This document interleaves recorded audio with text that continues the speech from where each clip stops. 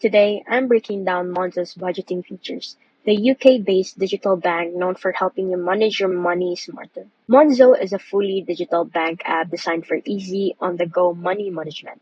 It's popular for its clean interface and built-in budgeting tools that help you stay on top of your finances. Monzo lets you create pots, separate spaces inside your account to set money aside. Use them for bills, saving goals, or just everyday budgets. It's like having multiple mini accounts within one app. Monzo automatically categorizes your spending, such as groceries, transport, eating out, so you can see where your money goes. You get weekly and monthly summaries helping you track your habits and adjust accordingly. You can set spending limits on categories or total monthly spend. If you're close to your limit, Monzo sends you notifications to keep you in check, perfect for avoiding overspending. Monzo helps you stay on top of your bills by letting you schedule payments and reminders so you never miss due dates.